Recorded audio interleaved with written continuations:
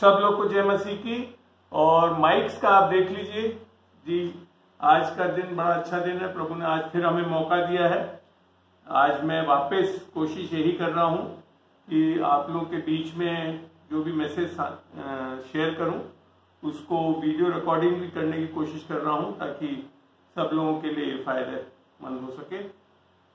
विशेषकर आज के दिन मेरा हृदय में ये है कि लोग बाग काफी आप सोशल मीडिया पे और अन्य स्थानों से ये सुनने में आता रहता है अपना को कि जो ये कोविड-19 कोरोना वायरस है ये परमेश्वर का प्रकोप है और परमेश्वर हमारे को कुछ चीज सिखाना चाहता है। मैं इस विषय में पहले तो बताना चाहूंगा कि हमको सबसे अच्छी तरह पहले ये देखना चाहिए कि परमेश्वर का प्रकोप कब लागू होगा। लोग बाग इसमें जल्दी से इस वचनों को देख के मानने लगते हैं, जैसा कि मत्ती में लिख रखा है, मरकुस में 24 में 26 में लिखा हुआ है कि अंत के दिनों में जो है महामारियां होंगी, विशेषकर मत्ती 24 में और लूका 21 में। और इसको ये कोरिलेट कर रहे हैं कि जैसा उसमें लिखा है कि महामारियां आएंगी तो ये वो समय आ गया है। मगर जब उसी आयत को हम खोल के पढ़ते हैं, चलिए खोलिए मेरे साथ मत्ती 24 में चलते हैं।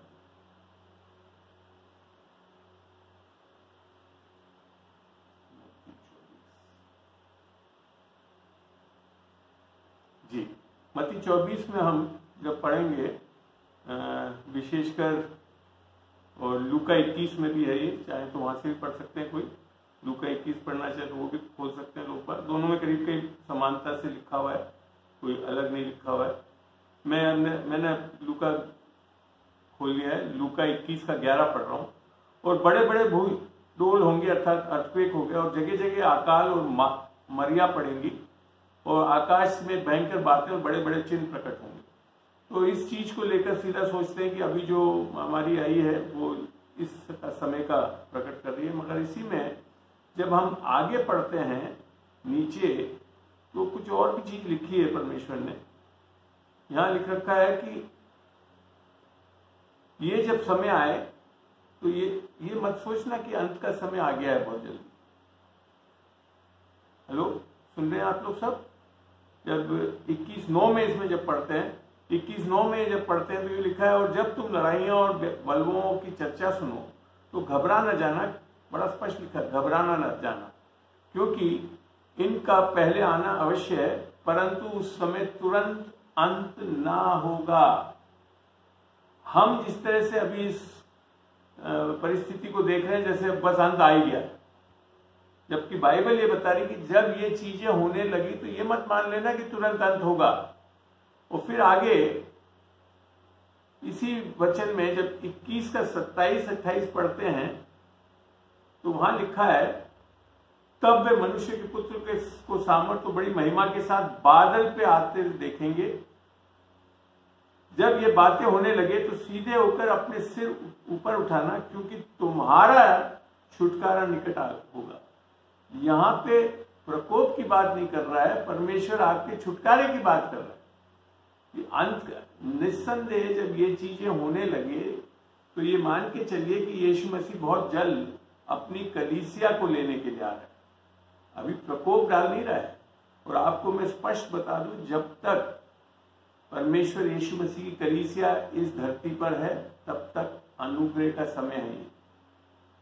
अनुग्रह तब तक बना रहेगा। और अनुग्रह क्या है, अनुग्रह का सुसमाचार क्या है कि वो बताता है हमारे को,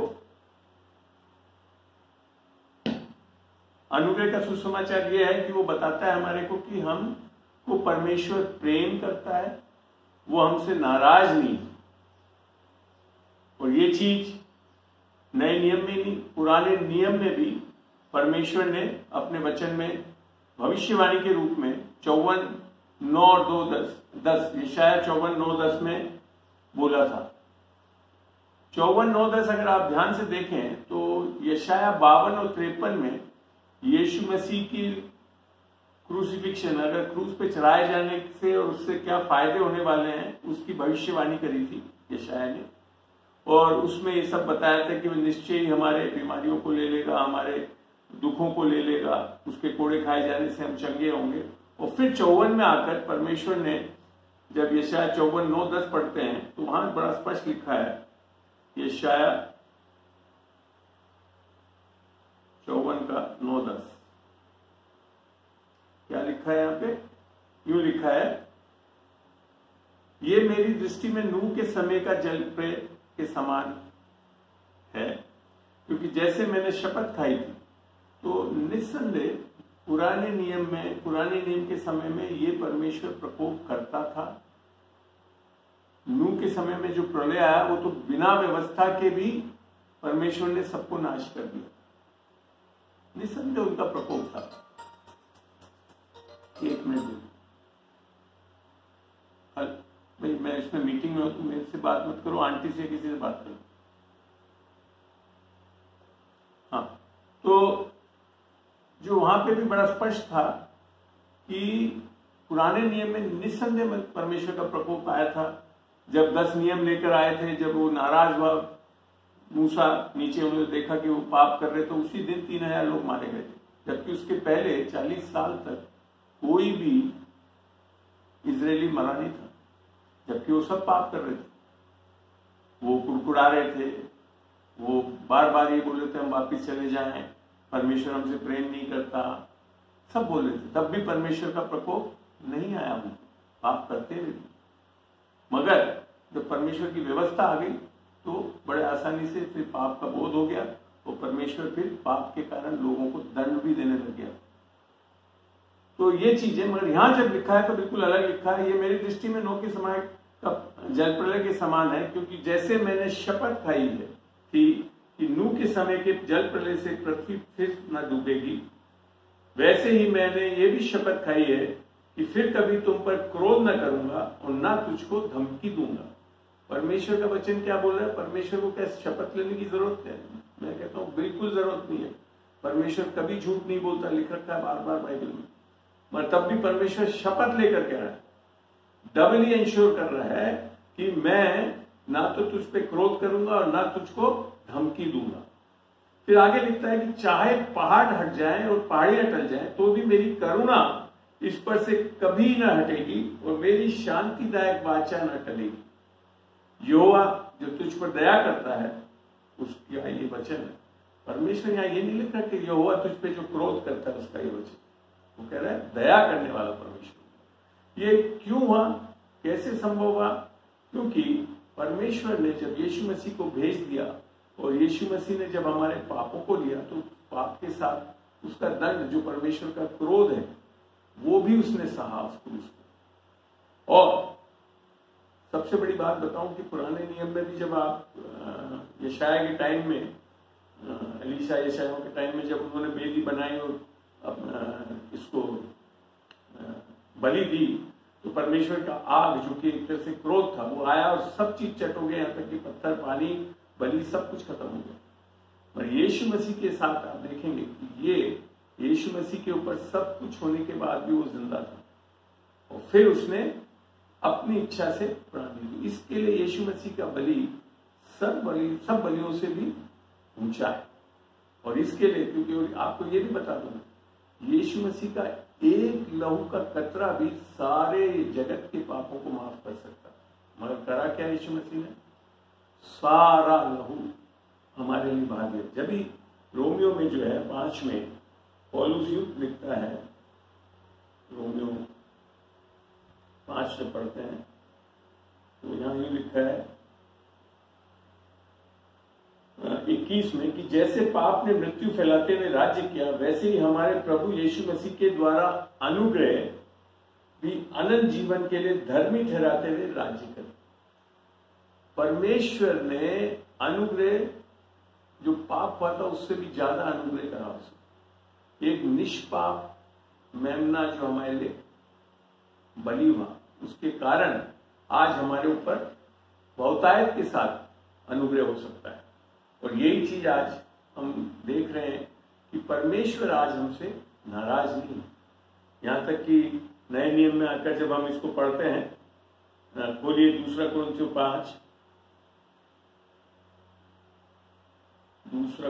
5 का खोलते हैं और हम पढ़ते हैं इसको 18 से। और यहां लिखा हुआ सब बातें परमेश्वर की ओर से जिसने मसीह के द्वारा अपने साथ हमारा मेल मिलाप कर लिया। आज परमेश्वर को क्रोध नहीं कर, मेल मिलाप तो तभी हो सकता है ना जब मेल मिलाप हो, या अभी भी क्रोध हो और अभी भी लड़ाई हो, हम दुश्मन थोड़ी रहे। अब परमेश्वर कह रहा है कि हमारा मेल मिलाप कर लिया और मेल मिलाप की सेवा हमें सौंप दी। और 19 में लिखता है अर्थात परमेश्वर ने मसीह में होकर अपने साथ संसार का, ये ईसाइयों का या एक कौम का नहीं, पूरे संसार का मेल मिलाप कर लिया है। करेगा भी नहीं लिखा, कर लिया। क्योंकि मेल मिलाप में 2 चीज होती है। असली में मेल मिलाप कब होता है? जब 2 लोग हों और उनके बीच में बैर आ जाए, दुश्मनी आ जाए। तो पुराने नियम में ये प्रॉब्लम थी, परमेश्वर पवित्र था, मनुष्य पापी था, तो इसके लिए बैरी के रूप में था। तब भी परमेश्वर उनके ऊपर दया करता रहा। ये एक खासियत है इस परमेश्वर की कि परमेश्वर तब भी दया करता। अब क्या हुआ? पर मेल मिलाप नहीं कर सकता था। इसके लिए अब क्या करा? यीशु मसीह आया और यीशु मसीह एक तरह से बिचौलिया बना हमारे लिए। उसने क्या करा? एक तो परमेश्वर चाहता था कि पूरा मनुष्य जो है वो आज्ञाकारी हो उसके लिए, और यीशु मसीह ने वो पूरा करके दिया उसको। वो संपूर्ण रीति से आज्ञाकारी हो गया। मनुष्य के लिए क्या करा? हमारे लिए क्या करा कि हमको आज्ञाकारी तो हम थे नहीं, हमने पाप करा, तो पापों के लिए हमारे को दंड की सजा मिलनी चाहिए पाप के। तो वो दंड की सजा किसने ले ली? यीशु ने ली। तो अब क्या हो गया? दोनों लोगों के लिए सारी जरूरतें पूरी हो गई। जैसे अगर मेरे में और अनिल मैथ्यू जी में लड़ाई हो जाती है और अविनाश जी आते हैं बीच में और कहते हैं अरे मैं आपके लिए, अनिल जी आपको जो चाहिए मैं कर देता हूँ, और मेरे लिए भी वो कहते हैं कि अंकल आपके लिए जो चाहिए वो मैं कर देता हूँ। तो फिर क्या होता है? फिर हम दोनों का वापिस मेल मिलाप हो सकता है।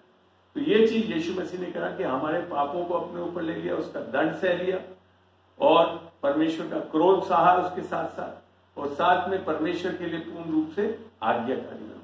तो ये चीज है कि परमेश्वर ने यीशु मसीह के साथ तो पूरा मेल मिलाप कर लिया है। पर यहां आगे लिखा है 20 में, सो हम मसीह के राजदूत हैं, मानो परमेश्वर हमारे द्वारा समझाता है।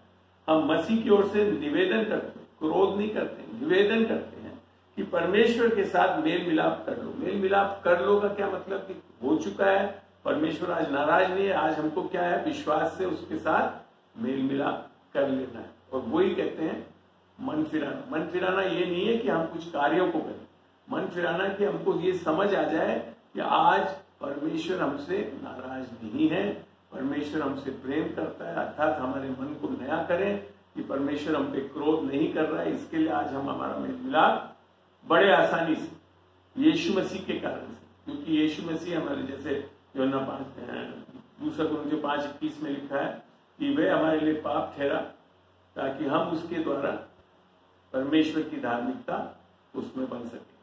तो ये चीज है जो सत्य है, जो चीज हमको आज बताना चाहिए। मगर जिस तरह से हम लोग आज लोगों को बीच में ला रहे हैं संदेश की नहीं परमेश्वर नाराज है और कोविड-19 बीमारी बुरी चीजें हमारे ऊपर प्रकोप के रूप में डालती। एक बात सोचता हूं मैं, जब हम मती जो प्रभु की प्रार्थना जो बोलते हैं लोग बाग, और रोजाना लगभग हमारे सब लोग करते भी हैं, मती खोलिए, मती का 6 और उसका 13 आयत पढ़ते हैं। ये वही प्रार्थना है जो हम कई बार रोजाना करते भी हैं, प्रभु की प्रार्थना जो बोलते हैं। तो यहां लिखा है 13 में, और हमें परीक्षा में ना ला परंतु बुराई से बचा। 2 चीज लिखी है, परीक्षा में ना ला और बुराई से बचा।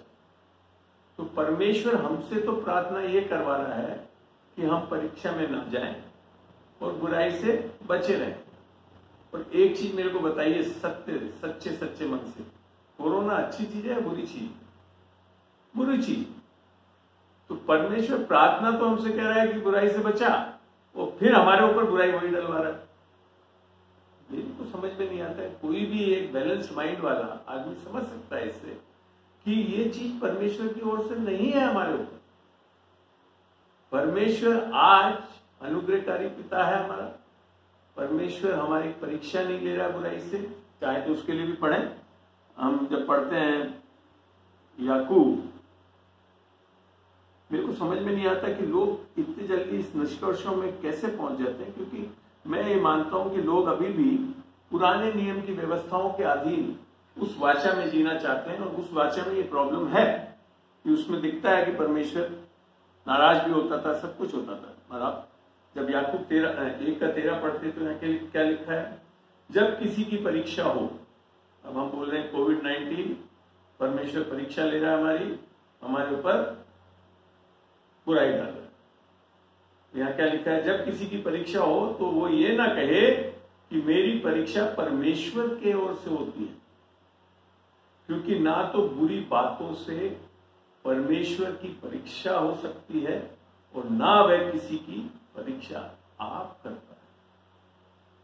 कहां वचन लिखा है कि परमेश्वर आज आपके ऊपर परीक्षाएं डाल रहा है, आपके ऊपर बुराई डाल रहा है ताकि आपको सही कर सके? ऐसा नहीं लिखता परमेश्वर का वचन। ये नए नियम में आने की यही तो फर्क आया। आपको ध्यान है कि मेरे को जहां तक ध्यान आता है, पुराने नियम में एलाइजा ने जब एक सेनापति 50 अपने लोगों को लेकर आया राजा के पास इसको ले आने के लिए, तो उसने उनके ऊपर परमेश्वर से आग बरसाई और 2 बार अर्थात 102 लोग मारे गए। जब तीसरी टोली आई, जब उसने बोल दिया प्रभु, उसने मान लिया और एलाइजा को मना लिया कि नहीं मैं ऐसा कुछ नहीं है, मेरे को तो बोल रहा है इसके लिए मैं आया हूं, और इस तरह से करके वो बच गया।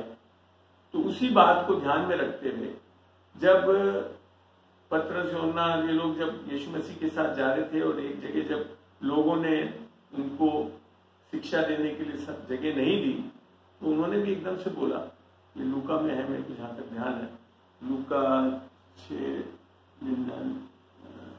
लूका में ध्यान नहीं आ रहा मेरे को अच्छी तरह बच्चा, तो वहां बड़ा स्पष्ट बोला कि क्या प्रभु हम आग बरसाएं जैसे एलाइजा ने बरसाया? तो यीशु मसीह ने क्या बोला एकदम से, किस आत्मा के हो तुम? मैं लोगों को मारने नहीं बचाने आया। नए नियम में आकर, क्योंकि आज यीशु मसीह का क्रूस पे कार्य पूरा हो चुका है, आज परमेश्वर लोगों को बचा सकता है। पुराने नियम में लोगों को पापों से निकाल नहीं सकता था, पापों को रोक सकता था नियमों के कारण।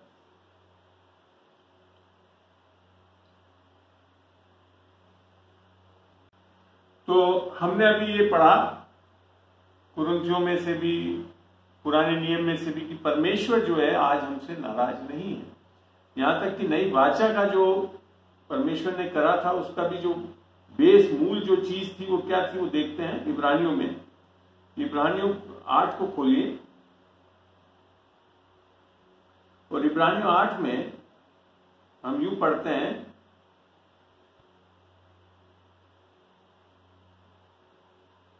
9 से, ये उस वाचा के समान ना होगी जो मैंने उनके बाप दादाओं के साथ उस समय बांधी थी, जब मैं उनके हाथ पकड़कर उन्हें मिस्र देश से निकाल लाया, क्योंकि वे मेरी वाचा पर स्थिर न रहे और मैंने उनकी सुधि न ली, प्रभु यही कहता है।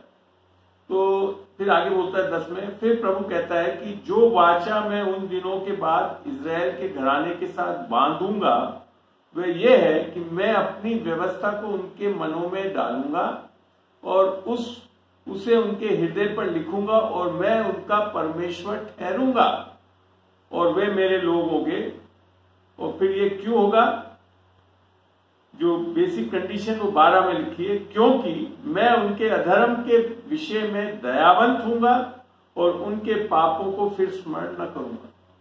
पर हम जो आज मैसेजेस देख रहे हैं, क्या देख रहे हैं कि जैसे परमेश्वर हमारे पापों को स्मरण करके हमारे को दंड दे रहा है। ये गलत है। नई वाचा इसके लिए नहीं थी। नई वाचा के लिए तो ये तक लिख दिया कि नई वाचा की स्थापना से उसने प्रथम वाचा को पुरानी ठहराई और जो वस्तु पुरानी और जीर्ण जाती है उसको मिटा देना अनिवार्य हुआ।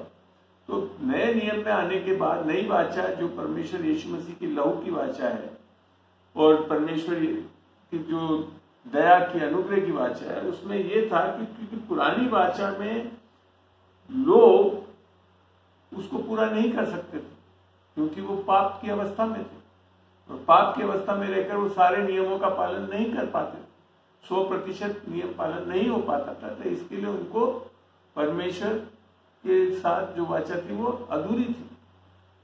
परमेश्वर ने तो वाचा सही करी, मगर लोग, क्योंकि उसमें एक डिमांड था, लॉ में जो था, व्यवस्था जो थी, वाचा थी, उसमें परमेश्वर लोगों से कुछ डिमांड करता था। मगर आज जो अनुग्रह की वाचा है वो खाली डिमांड की नहीं है, वो खाली सप्लाई की है। परमेश्वर सब कुछ करके दे रहा है। क्यों? क्योंकि यीशु मसीह ने हमारे लिए सब कुछ पूरा कर दिया है।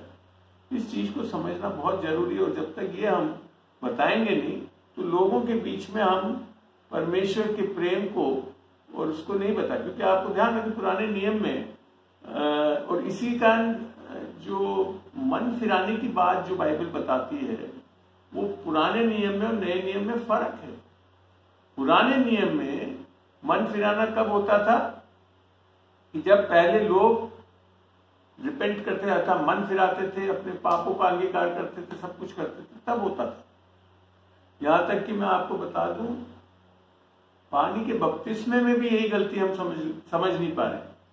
हम यूहन्ना का बपतिस्मा ले रहे हैं जो कि पापों के पश्चाताप करके मन फिराकर सही रास्ते में जाना था।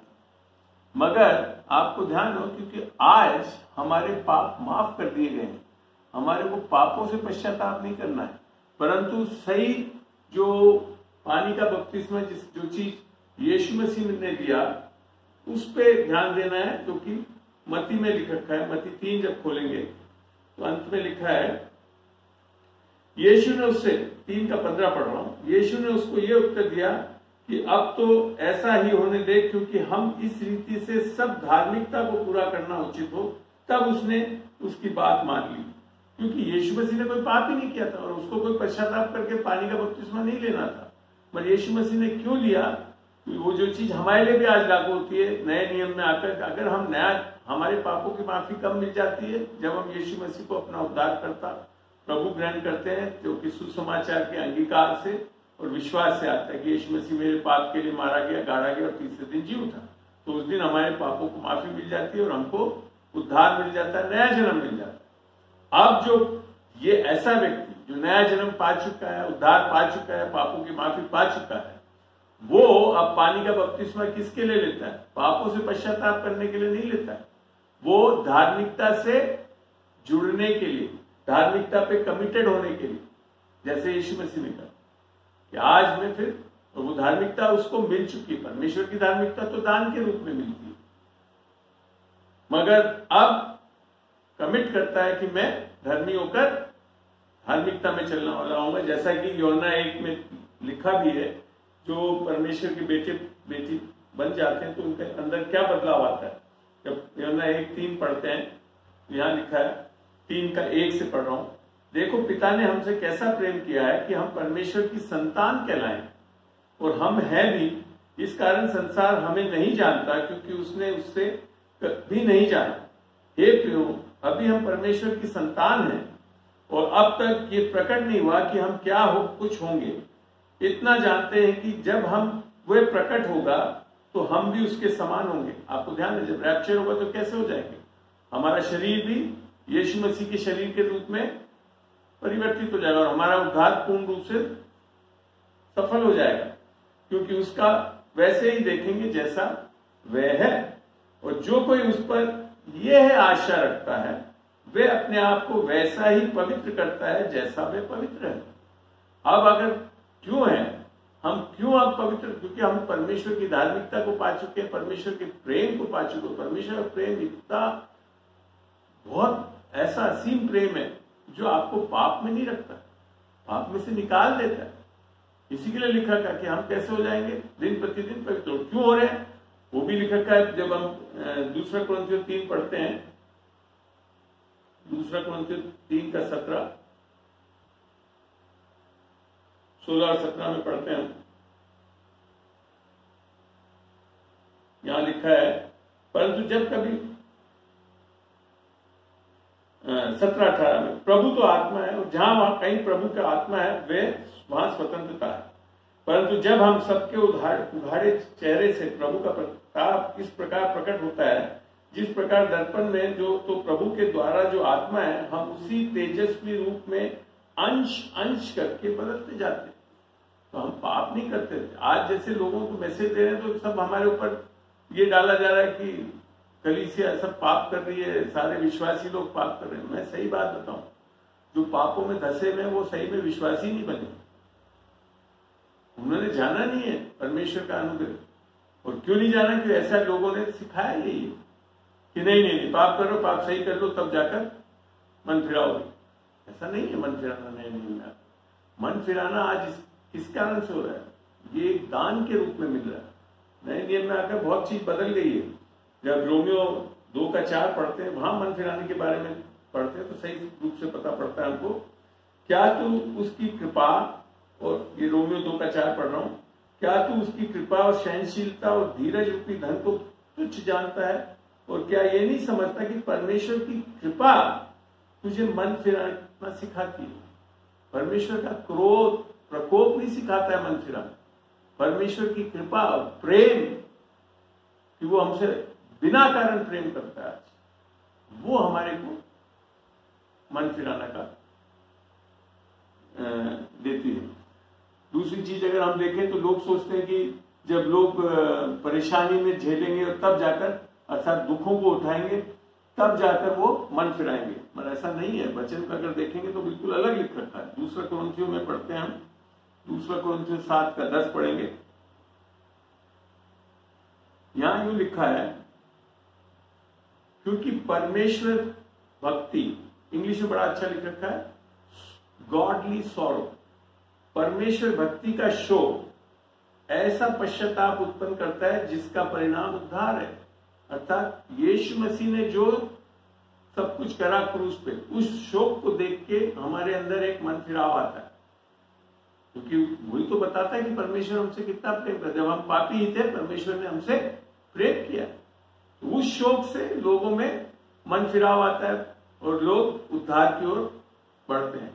और आगे लिखा है इसी में, परंतु संसारिक शोक मृत्यु उत्पन्न करता है। लोग संसार में जो दुख, कलेश, ये चीजों को पाते हैं, उससे उद्धार की ओर नहीं बढ़ते हैं, बल्कि मृत्यु पाते हैं। बड़ा अजीब लगता है वचन पढ़ने पर। वचन सत्य है। परमेश्वर ने जो शोक किया, क्रूस पे जो कुछ किया, उसके कारण लोग खिंचते। इसी के लिए यीशु मसीह ने, जब मुझे तुम ऊंचा उठाओगे तो लोग मेरी ओर खींचे आएंगे। यही चीज पुराने नियम में था कि जब सांप काटने लगे तो उसको क्या बनाया, सांप का एक बनाकर मूसा को बोला कि इसको खड़ा कर दे, जो जो कोई इसको देखेगा वो सही हो जाएगा। वो जानते क्या था वो प्रतीक, जिसको नए नियम में आकर यूहन्ना में यीशु मसीह ने खुद ने बोला। यूहन्ना जब हम 3 खोलते हैं तो हम पढ़ेंगे उसको। 14 से पढ़ता हूं मैं। और जिस रीति से मूसा ने जंगल में सांप को ऊंचे पर उठा चढ़ाया, उसी रीति से अवश्य है कि मनुष्य का पुत्र भी ऊंचे पर चढ़ाया जाए। मैं सोचता था सांप की रीति चढ़ाया और मनुष्य और यीशु मसीह को ऊंचा चढ़ाया जाए उस रीति से, ताकि जो कोई विश्वास करे उसमें अनंत जीवन पाए। तो क्या संबोधित कर रहा है वो ये बता रहा है कि जब यीशु मसीह क्रूस पे टंगा तो क्या वह सांप अर्थात हमारे लिए पाप ठहरा, और पाप के साथ दंड उसने सहा, और वो शोक था जिसके कारण लोग परमेश्वर की ओर मुड़ जाते थे। हेलो, तो ये फर्क आ गया। यहां पे समझ में आता है कि नए नियम में आकर बिल्कुल बदल दिया परमेश्वर यीशु मसीह ने जब मन फिराने की बात बोली, जो कि लूका में लिखा हुआ है, तो वहां पे बिल्कुल अलग चीज लिखी हुई है जो लोग नहीं समझ रहे उस चीज को। लूका 14 खोलते हैं हम, और 15 में, हाँ 15:4 से पढ़ रहा हूं। लूका 15:4। तुम में से कौन है जिसकी 100 भेड़ें हों और उनमें से एक खो जाए, तो 99 को जंगल में छोड़ के उस खोई भी को जब तक मिल न जाए खोजता रहता है। कौन खोज रहा है? हम नहीं खोज रहे परमेश्वर, हम तो खोए हुए हैं। परमेश्वर हमको खोज रहा है। गुड शेपर्ड यीशु मसीह हमको खोज रहा है। तो फिर कहता है और जब मिल जाती, किसको मिल रही है? हमको परमेश्वर नहीं मिल रहा है, परमेश्वर हमसे मिल रहा है। इसीलिए बोला ना उसने, मैं धर्मी जन के लिए नहीं परंतु पापियों के लिए इस संसार में आया। खोजता आया वो यीशु मसीह हमारे। और तब ये बड़े आनंद से उसे कांधे पर उठा लेता है। कौन उठा रहा है? भेड़ नहीं, परमेश्वर उसे कांधे पर उठा रहा है। और फिर लिख रखा है और घर पर आकर मित्रों और पड़ोसियों को इकट्ठा करके कहता है मेरे साथ आनंद करो क्योंकि मेरी कोई भी भेड़ मिल गई। और ये परमेश्वर जब आप उसको मिल जाते हैं, आप उसकी तरफ आ जाते हैं, तो क्या करता है? आनंद मनाता है। यहाँ पे जब आप देखो कि भेड़ ने करा क्या, ये तो भागा खाली जंगल में हो गया, बाकी सब तो शेपर्ड अर्थात चरवाहा ने करा।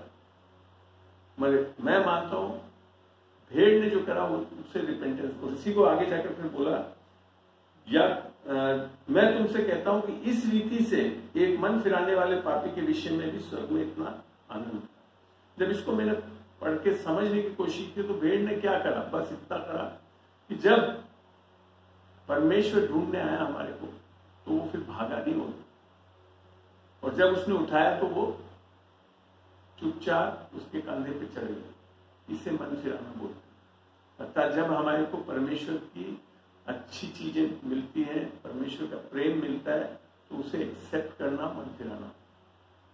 आपके पापों का अंगीकार करना और ये सब चीजें जो हमने चर्चों में लिया है, नए नियम में आकर ये सब खत्म हो गया। पुराने नियम में निसंदेह था, जब डिपेंडेंस के बारे में ये सब चीजें करते थे, रात के कपड़े पहन के चिल्लाते थे, रोते थे। तो नए नियम में जब आप देखो अगर वो चीज सही था तो जो जूडस ने ये सब चीज करा, वो 25 सिल्वर के कॉइन्स को उसने फेंक दिया, कहा कि मैंने एक निर्दोष को पकड़वा दिया करके, मैं फिर भी जाकर क्या करा? उद्धार नहीं पाया, आत्महत्या कर, क्योंकि वो मन फिराना नहीं है नए नियम में। मन फिराना प्रेम से समझ में आता है। जब यीशु मसीह का प्रेम हमें मिलता है, पवित्र आत्मा आकर हमारे को क्या करते हैं कि हमारे को यीशु मसीह की जरूरत है ये बताती। ये नहीं कहते कि तुम पापी हो, दोषी हो, फलाना हो, ये हो, ये नहीं सिखाता पवित्र आत्मा आकर खाली एक ही चीज के लिए कहता है, एक पाप के लिए, तुम्हारे को यीशु मसीह पे विश्वास करो। क्योंकि हम यीशु मसीह पे विश्वास नहीं कर रहे, इसके लिए हम उद्धार नहीं पाते। हम अभी भी सोचते हैं कि हम अपने अच्छे कामों से पश्चाताप करके, पापों का अंगीकार करके, फलाना करने से परमेश्वर खुश हो जाएगा। नहीं हो सकता। परमेश्वर मात्र यीशु मसीह के क्रूस पे किए गए कार्य के द्वारा, जिसको पौलुस ने बड़े स्पष्ट रूप से बताया। गलतियों 2:16 में क्या लिख रखा है? गलतियों 2:16 खोलें। गलतियों 2:16 में लिखा है, तभी ये जानकर कि मनुष्य व्यवस्था के कामों से नहीं पर केवल समझते मने केवल यीशु मसीह पर विश्वास करने के द्वारा धर्मी ठहरता। अगर ये नहीं किया तो हम धर्मी नहीं ठहर सकते। मैं आज आपको बता दूं, पापी होने से लोग यीशु मसीह के पास आने में घबराते नहीं है। कौन यीशु मसीह के पास नहीं आता? बाइबल स्पष्ट बताती है। जब इसको रोमियो 10 खोलें, रोमियो 10, और यहां यूं लिखा है 3 में, क्योंकि वे परमेश्वर की धार्मिकता से अनजान होकर और अपनी धार्मिकता स्थापन करने का यत्न करके परमेश्वर की धार्मिकता के अधीन ना हो। इसी के लिए यीशु मसीह ने कहा कि मैं धर्मी जनों के लिए नहीं आया। ये वो कौन लोग थे? जो अपनी धार्मिकता पे विश्वास करते। इसके बारे में पूरा एक परमेश्वर ने लूका 18:9 दृष्टांत बोला कि 2 जन गए, एक तो फरीसी था और एक चुंगी लेने वाला। फरीसी का जाकर सब कुछ करा उसने परमेश्वर के वचन के अनुसार, प्रार्थना करी, दान दिया, धन्यवाद दिया, व्यभिचार नहीं करा, 10 नियमों का पालन किया। और तब भी परमेश्वर बोल रहा, जो अंदर ही नहीं आया, बाहर खड़ा था, जिसने ऊपर भी सर नहीं उठाया, बस ये कहा मुझ पापी को दया कर, वो धर्मी ठहरे। क्यों? क्योंकि उसने केवल यीशु मसीह पे विश्वास करा अपने धार्मिकता। और ये व्यक्ति स्वयं की धार्मिकता में खड़ा रहा। हम ऐसे लोग अभी भी, मैं बताऊं, हम लोग बहुत ऐसे लोग हैं जो सोचते हैं कि हम ये कर रहे हैं तो परमेश्वर खुश होकर उनको बचा ले। नहीं कर सकते। इसी के लिए हम फिर परमेश्वर की धार्मिकता के अधीन नहीं आते, इसके लिए आत्मा को नहीं पाते, इसके लिए अनुग्रह को नहीं पाते। अनुग्रह जब तक आप पाओगे नहीं तो आप पापों में धंसे रहोगे, क्योंकि बाइबल बताती है रोमियो 6:14 में कि पाप की प्रभुता आप पे नहीं होगी अगर आप अनुग्रह के अधीन हो, व्यवस्था के अधीन हो। व्यवस्था अर्थात जब हम अपने बल से, अपनी सामर्थ्य से, अपनी अच्छाइयों से, अपने अच्छे कर्मों से परमेश्वर से उद्धार या आशीष लेने के जाते हैं, उसे व्यवस्था बोला जाता है। और वो चीज आज संभव नहीं है। नए नियम में आकर पूरी चीज बदल दी है परमेश्वर। आज परमेश्वर की कंडीशन क्या है? क्योंकि यीशु मसीह, और जो वाचा भी बांधी उसने यीशु मसीह के लहू के द्वारा बांधी है, क्योंकि हम विश्वसनीय योग्य नहीं थे, परंतु परमेश्वर विश्वसनीय योग्य रहा। इसके लिए नई वाचा में उसने क्या करा कि हमारे ऊपर कुछ रख ही नहीं छोड़ा। उसने कहा ये सब मेरा बेटा करके देगा, इसके लिए मैं तुम लोग को आशीष दूंगा। वो मारा जाएगा तब कि तुम जीवन पाए, वो उसके छलनी किया जाएगा, उसको कोड़े खाए जाएंगे ताकि तुम चंगे हो सको। यही तो नई वाचा है। नई वाचा बिल्कुल बदल गई। इसी के लिए तो आज परमेश्वर हमसे क्रोध नहीं करता, और इसी के लिए आज परमेश्वर हम पे बीमारी नहीं डाल सकता। अगर ये करता है तो फिर यीशु मसीह ने जो क्रूस पे किया, उसने कोड़े खाए, वो बेकार है। फिर जिसको पौलुस ने एक तरह से बोला गलतियों 2:21 में कि मैं अनुग्रह को व्यर्थ नहीं ठहराता, क्योंकि अगर धार्मिकता व्यवस्था के कारण आती तो यीशु मसीह का मरना बेकार है। और जो लोग आज ये प्रचार कर रहे हैं कि नहीं आपको ये करना है, नहीं छोड़ना, फलाना करना, तब आओगे, ये तो फिर बेकार में बात है। तो आप अपने बल से, अपनी सामर्थ्य से परमेश्वर से जुड़ सकते हैं। तो यीशु मसीह को आने की जरूरत ही क्या? और यीशु मसीह अगर बीमारियों से सही कर सकता था लोगों को, तो शुरू में ही बीमारियां डाल डाल के लोगों को सही कर देता। ऐसा नहीं। और जब बीमारी डाली तब भी कोई इस्राएली सही नहीं देते, वापिस आ जाकर मूर्ति पूजा करते थे, सब कुछ वही करते थे। तो आप ये जो आज जो बातें चल रही है व्हाट्सएप पे, उस पर परमेश्वर का प्रकोप है, ये गलत है। आज अनुग्रह की बात है। आज परमेश्वर हमसे नाराज नहीं है। समझ रहे हैं आप? तो इसको हमेशा ध्यान रखें कि परमेश्वर आज हमसे नाराज नहीं, और जब तक हम ये शुभ संदेश को नहीं बताएंगे लोग नहीं आएंगे। अब बाइबल बड़ा दुख होता है कि, और जैसा बाइबल में बताया, अभी हमने जैसे बताया भी कि निस्संदेह अंत के दिनों की तरफ हम बढ़ रहे हैं, और जो चीजें हम देख रहे हैं वो संकेत कर रही है कि यीशु मसीह बहुत जल्द अपनी कलीसिया को उठाने वाला है। और कलीसिया जब उठ जाए तब सही में परमेश्वर का प्रकोप अंधेरा जाए। और उसके बारे में भी लोग बात शायद वचनों को पढ़ते नहीं है। अब खाली कोविड-19 को मानते हैं कि प्रकोप है, ये नहीं है। आज क्योंकि अनुग्रह का समय है, आज तो बल्कि परमेश्वर का वचन बोलता है प्रकाशित प्रेरितों में 10:38 में कि परमेश्वर यीशु मसीह को उसने कैसा अभिषेकित करा कि वे जाकर जो प्रताड़ित थे शैतान से उनको चंगा करता। तो आज जो कोविड-19 है वो परमेश्वर की ओर से नहीं, निसंदेह शैतान की ओर से। एक दूसरा एक्सट्रीम जो हमारे लोगों में है कि everything is under the control of God, सब परमेश्वर के अधीन है। सॉरी, अगर परमेश्वर की सब चीज कंट्रोल में होता तो आदम और हव्वा भी पाप नहीं करते। ऐसा नहीं है। इस धरती पर परमेश्वर ने हमें पूरा अधिकार दिया। उत्पत्ति में जब बोला, जब इंग्लिश में बड़ा अच्छा लगता है, I have given be fruitful multiply subdue and have dominion. तुम फलवंत हो और भरपूरी करो, बढ़ते जाओ और अधिकार से यहाँ रहो। तो यहाँ पे आज परमेश्वर बिना दया के पृथ्वी पर कुछ नहीं कर सकता। इसके लिए यीशु मसीह को, इसके लिए परमेश्वर को देह में आना पड़ा, क्योंकि अधिकार देह में दिया गया। इसके लिए आज कंट्रोल करने वाले देह में है। आज हम और आप कंट्रोल करते हैं इस अर्थ पे क्या, जिसको हम कर नहीं रहे। क्योंकि मैं आगे सिखाना चाहता हूँ कि बिलीवर्स अथॉरिटी क्या है, हम विश्वासियों के पास अधिकार क्या है। आज परमेश्वर हमारे प्रार्थनाओं, परमेश्वर को प्रार्थना, परमेश्वर ने सारा कुछ करके दे दिया है हमारे यीशु मसीह के द्वारा। परमेश्वर ने तो जब नए नियम में आकर मत्ती 10:1 में लिखा कि चेलों को अधिकार दिया कि वो जाकर दुष्ट आत्माएं निकाले, लोगों को चंगा करें, मुर्दों को उठाए। और 10:1 में लिखा, तो 10:8 में उन्होंने करा।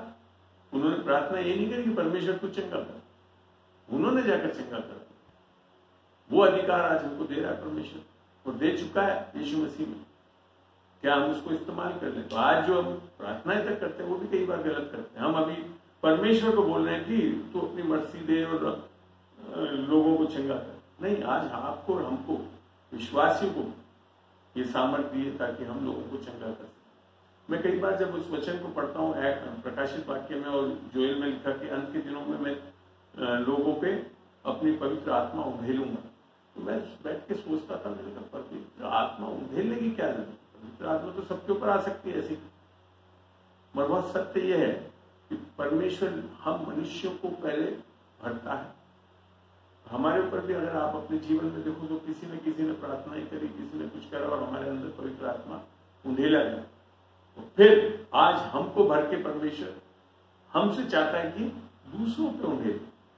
तो आज परमेश्वर पवित्र आत्मा भी सब पे उंधेल नहीं सकता जब तक मनुष्य। और पवित्र आत्मा कब उंधेला जाता है? जब हम सुसमाचार को बताते हैं, तो सुसमाचार के कारण लोगों के अंदर पवित्र आत्मा आती है, पवित्र आत्मा की छाप लगती है। तो सुसमाचार आज एंजल्स नहीं प्रीच कर सकते, इसको जाना पड़ता है मनुष्य को, जो उद्धार पाए हुए लोग, जो सही में उस उद्धार को समझा है, उस पवित्र आत्मा को पाया है। क्योंकि पौलुस ने बड़ा स्पष्ट बताया रोमियो 8:9 में, जिसमें अगर किसी में यीशु की आत्मा नहीं तो वो उसका जन नहीं है। तो अच्छा उद्धार क्या है? उद्धार यीशु मसीह की आत्मा को पाना। गलतियों 4:4-7 में लिखा था कि जब समय पूरा हुआ तो वो उसको कुंवारी से जन्मा और वो इस पृथ्वी पे आया ताकि व्यवस्था के अधीन लोगों को छुड़ा सके और हम लेपालक होने का अधिकार पा सके। और इस कारण से परमेश्वर ने अपने पुत्र की आत्मा हमारे हृदय में भेजी। वही तो है उद्धार, वही तो है पवित्र आत्मा की सामर्थ्य, जिसके कारण आज, और वही सामर्थ्य जो कि जी उठने की सामर्थ्य यीशु मसीह, जिसके कारण आज हम सारे काम कर सकते हैं जो यीशु मसीह करता था। आपको पता है जब एक विश्वासी जो है, इसको पढ़ते हैं हम मत्ती 11 में पढ़ते हैं, हम अपने अधिकारों का इस्तेमाल जब तक नहीं करेंगे तो आज यहाँ पे पृथ्वी पे कोई बदलाव नहीं आएगा।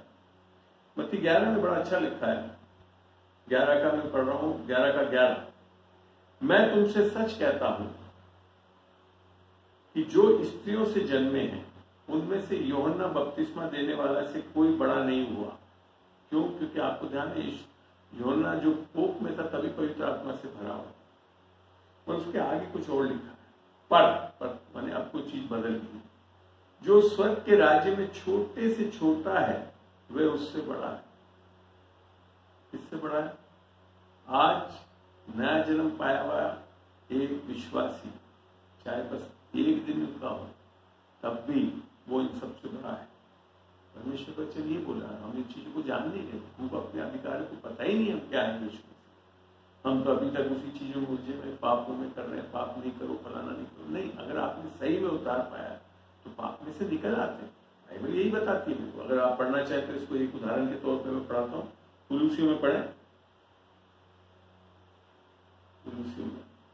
कुलूसियों 3 में यहाँ ये लिख रखा है, मैं थोड़े कुछ वचनों को पढ़ूंगा, एक से पढ़ रहा हूँ। जो सब तुम मसीह के साथ जिलाए गए तो स्वर्गीय वस्तुओं की खोज में रहो, जब मसीह वर्तमान में और परमेश्वर की दाहिनी ओर बैठा है। हमारे दिमाग क्या होना चाहिए? कुछ सांसारिक दिमाग नहीं होना चाहिए। इसीलिए पौलुस ने रोमियो 12:2 में बोला कि तुम इस संसार के सदस्य ना बनो, परंतु तुम्हारे मन के नए हो जाने से परमेश्वर की भली, अच्छी, अच्छी योजना को अनुभव कर सको। नया करें, हम हमारे इस मन को नया करें वचन से कि हम हैं कहाँ। हम यहाँ नहीं बैठे, हम किसके साथ बैठे हैं? यीशु मसीह के साथ ऊपर स्वर्गीय स्थानों में बैठे। फिर लिखा है पृथ्वी पर की नहीं परंतु स्वर्गीय वस्तुओं पर ध्यान लगाओ। तीसरा, क्योंकि तुम तो मर गए और तुम्हारा जीवन मसीह के साथ परमेश्वर में छिपा हुआ है। जिसको पौलुस ने बोला कि मैं यीशु मसीह के साथ क्रूस पे, गलतियों 2:20 में, मैं यीशु मसीह के साथ क्रूस पे टांग दिया गया। अब मैं जीवित नहीं परंतु यीशु मसीह मुझ में जीवित, और इस शरीर में जो मैं आज जीवन जी रहा हूँ वो केवल यीशु मसीह के विश्वास से, जिसने मुझे प्रेम किया और मेरे लिए अपनी जान दे दी। सुसमाचार, सुसमाचार में बहुत बड़ा सामर्थ्य है, और उसके कारण ही हम बड़े अच्छे से बच सकते। यहाँ पे फिर जब हम पढ़ते हैं, नीचे आते हैं थोड़ा सा, इसलिए अपने अंगों को मार डालो जो पृथ्वी पर है, अर्थात व्यभिचार, अशुद्धता, दुष्कामना, बुरी लालसा और लोभ, तो जो मूर्ति पूजा के बराबर है। इन ही के कारण परमेश्वर का प्रकोप आज्ञा ना मानने वालों पर पड़ता है। मगर फिर आगे क्या लिखा? और तुम भी जब इन बुराइयों में जीवन बिताते थे, है नहीं। विश्वासी ये सब चीजें करता नहीं रहता है। वो पहले कभी कर सकता था, करता था, पहले बिताता था, पर अब नहीं। तो उन्हीं के अनुसार चलते थे। और हम पहले हो सकता है ऐसे चलते थे, पर अब 8 में लिखा, पर अब तुम भी इन सब का अर्थात क्रोध, रोष, बैरभाव, निंदा और मुंह के गालियां बकना, ये सब बातें छोड़ दो। क्यों? क्योंकि आज हमको अंदर जी उठने की सामर्थ्य है। परमेश्वर का अनुग्रह, परमेश्वर का अनुग्रह हमसे जो चीजें नहीं होती थी वो सब कुछ करने के लिए हमारे को सामर्थ्य दे रहा है। कहां पापी रहेगा विश्वास? और जिस तरह से हम आज बता रहे हैं कि हमारे विश्वासी लोग ये करते हैं, तो मेरा मानना तो फिर सही है कि आपको चेक करें कि आप सही में विश्वासी हैं कि नहीं। क्योंकि विश्वासी वही है जो पाप में से निकल रहा है। यीशु मसीह ने जब मत्ती 1:21 में बोला कि जब वो लड़का जनेगी तो उसका नाम यीशु रखना, जो अपने लोगों को पापों से निकालेगा, पापों में नहीं, पापों से उद्धार देगा। हमारी कलीसियां अभी सोच रही कि हम पापों में उद्धार पाएंगे। गलत है ये सोच ही गलत है। तो हम ये सोच रहे हैं, यहां तक कि मैं बताऊं आपका, ये जो कन्फेशन का जो डॉक्ट्रिन बहुत ज्यादा प्रचलित है, सो कॉल्ड विश्वास, वो गलत है। वो इसके लिए है कि लोग पाप करना चाहते हैं, कि 6 दिन तक पाप करते हैं तो 7वें दिन जाकर पापों का अंगीकार कर लो, फिर पाप माफ कर देगा, परमेश्वर हमारे को प्रेम करता है, हम तो ऐसे पापी रहेंगे और हम तो कमजोर हैं। ऐसा नहीं है, आप पापी नहीं है। यीशु मसीह में आने के बाद आप धर्मी ठहरा दिए गए। और धर्मी लोग क्या लिख रखा है रोमियो में, जब हम पढ़ते हैं 5 में 15, 17, 18, 19 में, कि धार्मिकता का